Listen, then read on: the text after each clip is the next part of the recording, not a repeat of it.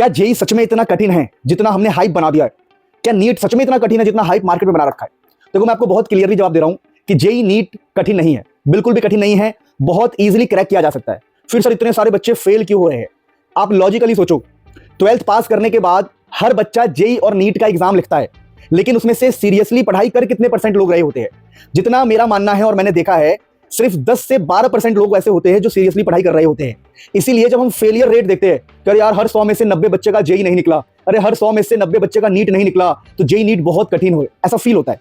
लेकिन कई बार जब आप जेई नीट के क्वेश्चंस देखते हो ना, तो कई सारे क्वेश्चंस तो ऐसे होते हैं जो बिना आप पेन उठाए भी सॉल्व कर सकते हो। इसका मतलब यह है कि जेई नीट में कठिनाई को हम ये नहीं कह सकते कि बहुत टफ है। हाँ, जेई नीट में कुछ बातों का ध्यान रखना पड़ता है। पहला तो ये कि आपका जो टारगेट है वो आप डिसाइड कर लो कम से कम 1 साल पहले।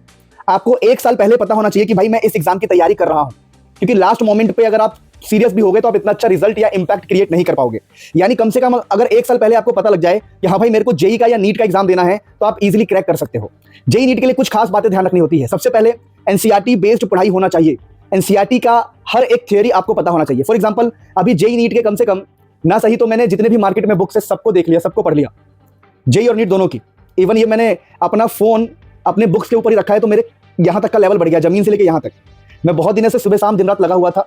मैं वैसे पहले भी ऑफलाइन में जेई नीट पढ़ाता हूँ, ऐसी कोई बात नहीं है, पर मैंने कहा चलो एक बार और गहराई से रिसर्च किया जाए कि जेई नीट का इतना खौफ कैसे है, बच्चे क्यों नहीं निकाल पा रहे। तो मुझे पता लगा कि पेपर तो आसान है, यहाँ पर सारा गेम है कि आपको पढ़ाई सीरियस होकर करना पड़ेगा कम से कम 1 साल।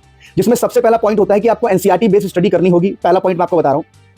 अब मैं आपको ये बोल रहा हूँ कि एनसीईआरटी बेस्ड स्टडी सबसे पहले अपने आप को बेस डेवलप करने के लिए मैं क्यों करने को कह रहा हूँ। मैं बहुत सारे क्वेश्चंस मैंने देखे जो एनसीईआरटी के लाइन से पूछ लिए गए हैं, जो इवन बड़े बड़े इंस्टीट्यूट के मॉड्यूल में भी वो क्वेश्चंस नहीं है। क्वेश्चन छोड़ो, वो थियरी भी नहीं है। बड़े बड़े इंस्टीट्यूट के मॉड्यूल्स में, आप इंडिया के टॉप इंस्टीट्यूट का नाम ले लो, उनके मॉड्यूल्स में भी वो थियरी नहीं है जो एनसीईआरटी में है, और जेई और नीट उसके ऊपर क्वेश्चन पूछ रहा है।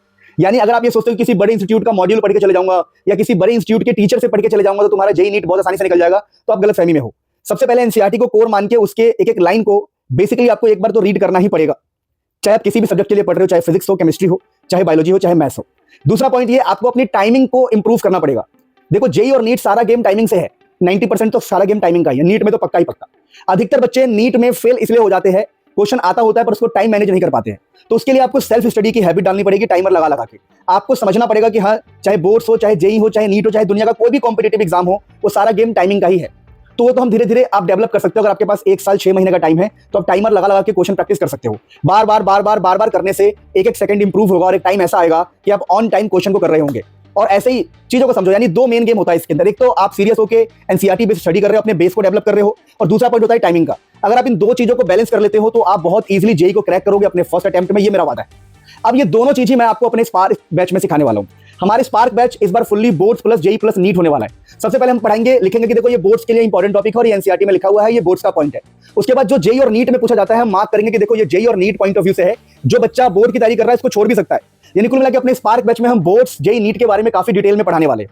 और इसके अंदर हम 11th का पोर्शन भी कवर कराएंगे। जो लास्ट का टाइम हमारे पास बचता है, चाहे 15 दिन का बचे या 20 दिन का बचे, जो भी लास्ट का टाइम होगा, चाहे 1 महीने का टाइम बचे, उसके अंदर हम आपके 11th के पोर्शन को भी कंप्लीट कराएंगे।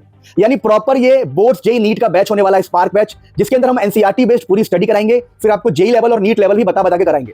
और मैं ये भरोसा दिलाता हूं आपको, जितना रिसर्च मैंने किया है, इतना मुझे लगता है कि बड़े बड़े जिनके भी आप नाम लेते हो उन इंस्टीट्यूट के टीचर्स ने भी इतनी गहराई से नहीं पढ़ा हुआ। तो आप मुझ पर ट्रस्ट करके ये बैच ले सकते हो। और आप बोर्ड्स में टॉप करना चाहते हो उसके लिए भी ये बैच है, और जेई और नीट के लिए पढ़ना चाहते हो उसके लिए भी बैच है। जो क्वेश्चन हम बताएंगे, जो थियरीज हम बताएंगे, एग्जैक्टली वैसा ही क्वेश्चन आपके जेई नीट में आपको दिखाई देगा। तो आप प्लीज स्पार्क बैच ज्वाइन कर लो और टेंशन फ्री हो जाओ। देखिए, स्पार्क 1 हमारा स्टार्ट हो रहा है 1 अप्रैल से, फिर हमारा स्पार्क 2 स्टार्ट होगा हमारा 15 अप्रैल से, और स्पार्क 3 हमारा 1 मई से स्टार्ट होगा। अभी बैच ज्वाइन करने का ये फायदा है कि अभी आपको डिस्काउंटेड प्राइस मिल जाएगा। अगर आप अभी बैच नहीं ज्वाइन करोगे, कुछ टाइम बाद प्राइसेस इसके अप हो जाएंगे। यानी बोर्ड्स, जेई, नीट का सबसे बेस्ट सोल्यूशन है स्पार्क बैच। ये बैच आपको क्यों लेना चाहिए? आपको लग रहा होगा सर आप तो इस फील्ड में नहीं हो।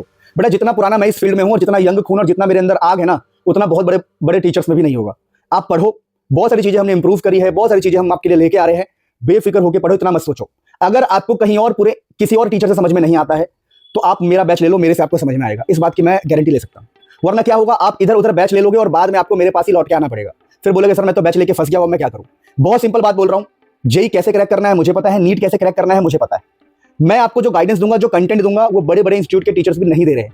तो बेफिक्र होकर ज्वाइन द स्पार्क बैच। अगर सिर्फ फिजिक्स पढ़ना चाहते हो तो स्पार्क फिजिक्स, केमिस्ट्री के लिए Spark chemistry, physics and chemistry के लिए Spark physics and chemistry, all kind of batches available. Go to Manil sir app और एक्सप्लोर द ऐप करो, ऐप के अंदर देखो क्या क्या मिल रहा है और फटाफट ज्वाइन करो। लव यू ऑल, बहुत सारा प्यार। मैं गारंटी ले रहा हूं कि आपका बोर्ड, आपका जेई, आपका नीट में मैं अपनी जान लगा दूंगा। और जिसको भी ऑफलाइन पढ़ना है, एक ईमेल आईडी बता रहा हूं, मनील सर ऑफलाइन क्लासेस @gmail.com, वो लिंक आपको डिस्क्रिप्शन में मिल जाएगा। वहां से आप ऑफलाइन के लिए भी क्वेरी कर सकते हैं साउथ दिल्ली के अंदर। इस बार फ्यूचर रैंकर्स हम बना रहे हैं, आपको भी बनाएंगे future rankers. Supporters, love you all, बहुत सारा प्यार।